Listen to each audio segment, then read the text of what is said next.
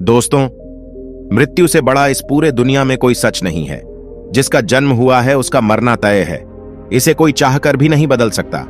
पर कुछ लोगों की भगवान से यही शिकायत रहती है कि सिर्फ उनके ही किसी अपने को भगवान ने छीन लिया है और पूरे जीवन शोक मनाते रहते हैं। पर सच तो यह है कि जन्म और मरण में भगवान का कोई रोल नहीं है। जो व्यक्ति जितने समय के लिए आया है वो उतने ही समय के लिए इस पृथ्वी पर रहेगा। पर यह जीवन मरण का सच कुछ लोगों के समझ से बाहर होता है।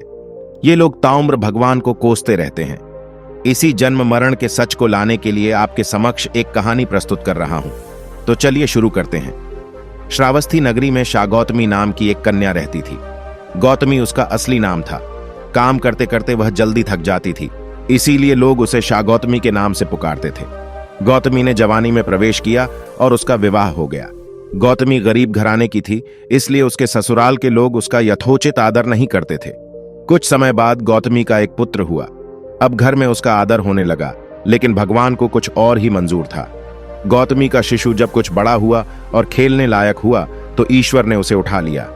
गौतमी ने सोचा, पुत्र जन्म से पहले मेरा इस घर में अनादर होता था। पुत्र जन्म के बाद लोग मेरा आदर करने लगे, लेकिन अब यह लोग मेरे प्रिय शिशु को न जाने कहां छोड़ देंगे।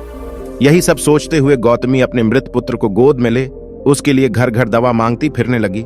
लोग ताली बजाकर हंसी ठठोली करने लगे और बोले, पगली, कहीं मरे हुए की भी दवा होती है। किसी भले आदमी को गौतमी पर बहुत दया आई। उसने सोचा, इसमें इस बेचारी का दोष नहीं, यह पुत्र शोक से पागल हो गई है। इसकी दवा गौतम बुद्ध भगवान को छोड़कर और किसी के पास नहीं। उसने कहा, देवी, तुम बुद्ध भगवान के पास जाकर उनसे पूछो।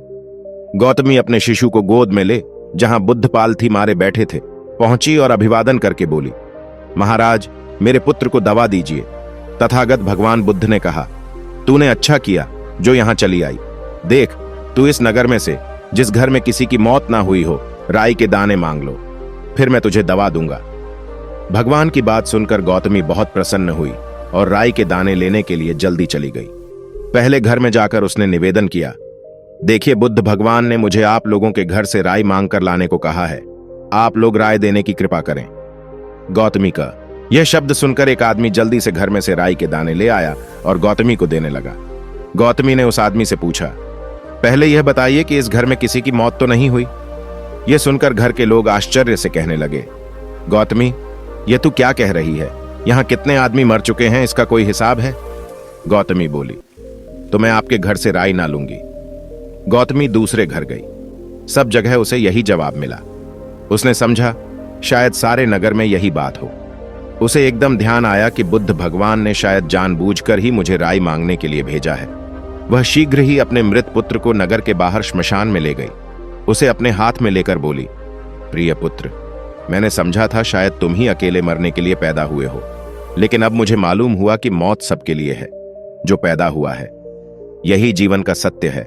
इतना कहकर अपने पुत्र का श्मशान में अंतिम संस्कार करके वह वहां से लौट आई। लौटकर गौतमी भगवान बुद्ध के पास गई। बुद्ध ने पूछा, गौतमी, राई के दाने मिल गए?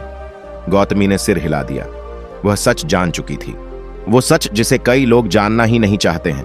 उम्मीद करता हूं कि इस चैनल के माध्यम से मैं आपके लिए ऐसी ही मोरल स्टोरीज लेकर आऊंगा और आपका ज्ञानवर्धक बातें बताऊंगा।